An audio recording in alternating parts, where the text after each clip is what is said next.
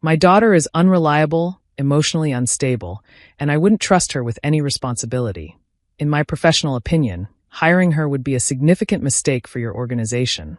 Read the email on my screen, sent by my own father to the company where I'd just completed 4 rounds of interviews. I stared at the words, reading them 3 times to make sure I wasn't hallucinating, while the HR director's message below explained why she'd forwarded this to me. I'm sending this because we've decided to offer you the position anyway. Your qualifications speak for themselves. And because I know you'll want this for your records.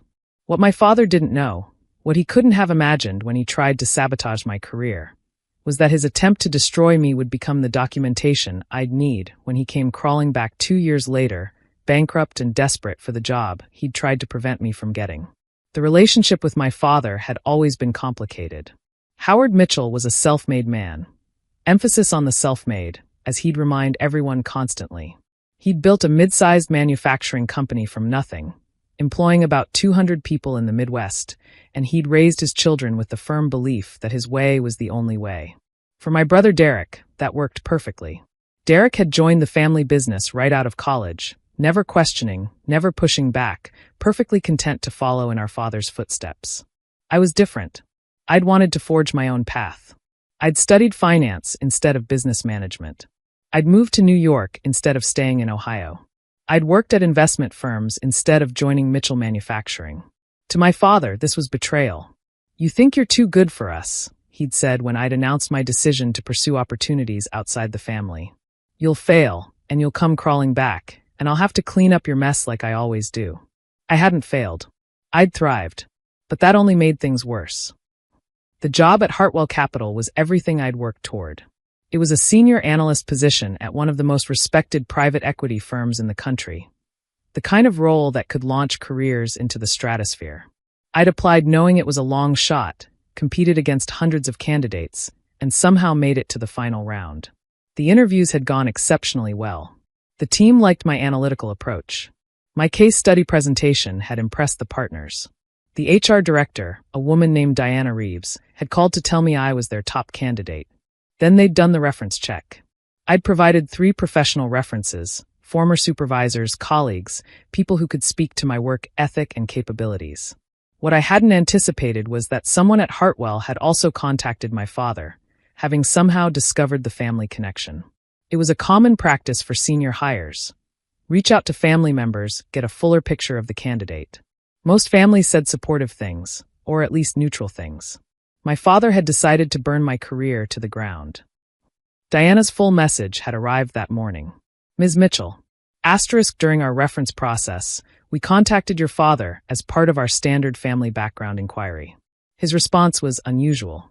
I've attached a screenshot below, Our hiring committee discussed this at length. Several members felt that a parent's negative reference warranted serious consideration. However, the specifics of your father's email raised questions. His language seemed more personal than professional, and his claims contradicted every other reference we received, We've decided to extend you an offer for the senior analyst position. I'm forwarding his email because you have a right to know what was said. I'm also forwarding it because in my 20 years in HR, I've never seen a parent try to sabotage their own child's career with such deliberate cruelty, Consider this a professional courtesy, and a record you may need someday. Diana Reeves. Below was the screenshot of my father's email. To whom it may concern. I understand you're considering my daughter Natalie Mitchell for a position at your firm. As her father and as a business owner myself, I feel obligated to share my honest assessment, Natalie is unreliable, emotionally unstable, and has consistently demonstrated poor judgment in her personal and professional life. She has difficulty taking direction, struggles with authority, and frequently abandons commitments when they become challenging. I have employed many people over 30 years of business ownership, and I would not hire my own daughter for any position of responsibility. She lacks the temperament for high-pressure environments and would be a liability to any organization that relies on consistent performance. I share this not to be cruel, but to save you from making a costly mistake. Regards, Howard Mitchell, President and CEO, Mitchell Manufacturing. I read it 5 times. Each time, it heard exactly the same. I took the job. I printed my father's email and filed it away, not sure when I'd need it but certain that someday I would. Then I threw myself into work with a fury that surprised even me. Every successful deal became evidence against his accusations. Every positive performance review contradicted his claims of unreliability. Every promotion proved that his assessment was not just wrong, but spectacularly, demonstrably wrong. Within 18 months, I'd been promoted to senior vice president. Within 2 years, I was leading a team of 12 analysts and overseeing transactions worth hundreds of millions of dollars. My father never acknowledged any of it. We'd stopped speaking after I'd learned about his email. I hadn't confronted him, hadn't demanded an explanation. I'd simply stopped calling, stopped visiting, stopped pretending we had a functional relationship. He hadn't reached out either. Perhaps he assumed his sabotage had worked. Perhaps he simply didn't care. Either way, the silence suited me. Then Mitchell Manufacturing went bankrupt. I heard about it through industry news before any family member called. The company had been struggling for years. My father had resisted modernization, dismissed advice about market changes, alienated key clients with his inflexibility. Derek had tried to implement changes, but Howard had overruled him at every turn. When the debt finally overwhelmed them, the company collapsed in a matter of months. 200 employees lost their jobs. Decades of family legacy dissolved into bankruptcy filings and asset liquidation. Derek called me a week after the news broke. Dad needs help. What kind of help? A job. Or money. Or both. He lost everything, Natalie. The house is being foreclosed. His retirement accounts are gone. He's 64 years old with nothing. That's terrible. Can you help him? Why would I help him? Derek was quiet for a moment. Because he's your father. He's the father who tried to destroy my career. Who told my employer I was unreliable and mentally unstable. Who deliberately attempted to prevent me from getting the job I now have. He was just being protective. He was being vindictive. There's a difference. Natalie, please. He's desperate. He's talking about asking you directly. Then let him ask. The call came 3 days later. I was in my office, reviewing quarterly reports, when my assistant announced that Howard Mitchell was on the line. I took a breath, steadied myself, and picked up. Natalie. Father. I need to talk to you. So talk. Not over the phone. In person. Can you make time? I could have said no. I probably should have said no.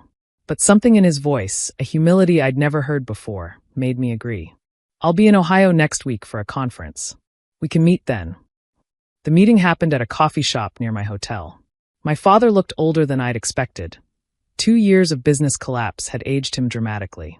His clothes were worn, his posture defeated, his confidence completely eroded. Thank you for seeing me. What do you want, Dad? I want to apologize. I waited. What I did, the email, it was unforgivable. I know that now. Why did you do it? He took a long time to answer. Because I was angry. Because you left. Because you succeeded without me, and I couldn't stand that my daughter didn't need me. So you tried to destroy my career out of spite.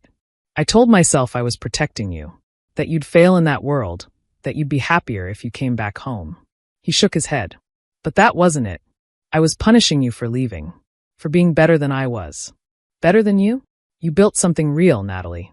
On your own, without any help from me. In fact, despite my interference.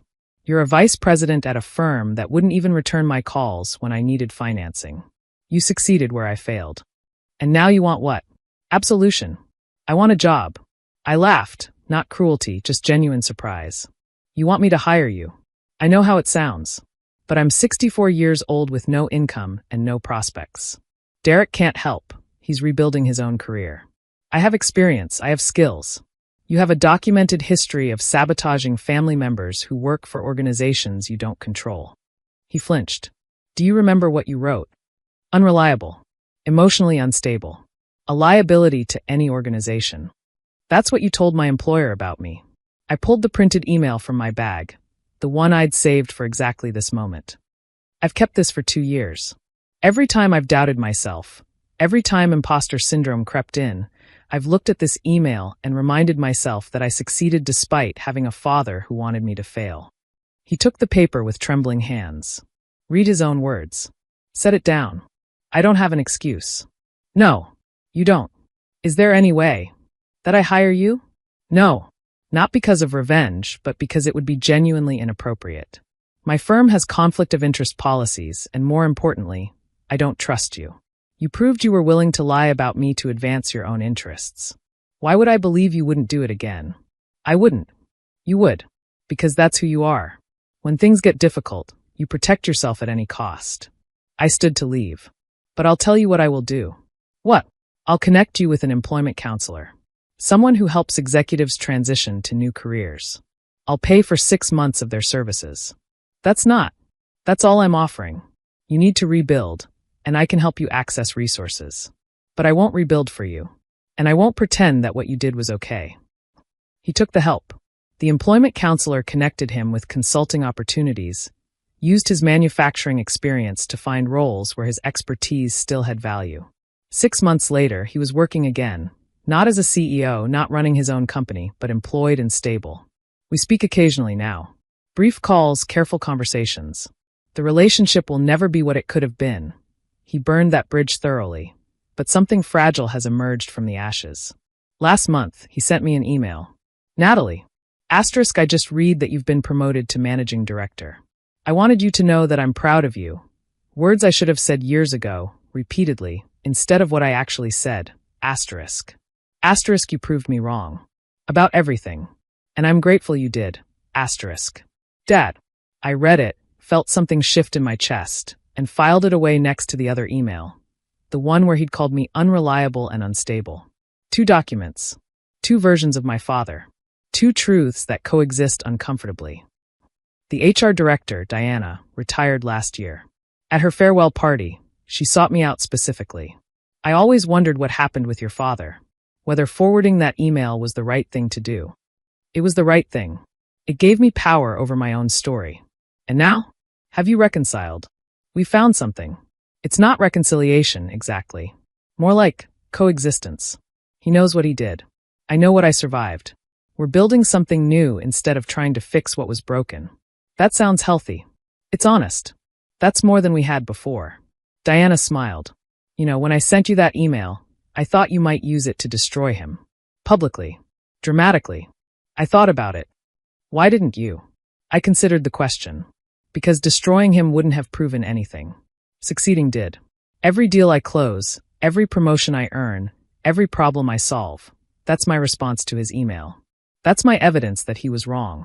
And if he'd been right, if you'd failed, then I would have failed on my own terms. Not because my father cursed me into it. I raised my glass. To proving them wrong. To proving them wrong. My father tried to tell the world I was unreliable and mentally unstable. The HR director hired me anyway. 2 years later, his company collapsed. He asked me for a job. I didn't give him one. But I gave him something better. A path forward that didn't depend on me, that required him to rebuild himself the way I'd built myself. That's not revenge. That's closure. And closure, I've learned, is worth more than any job.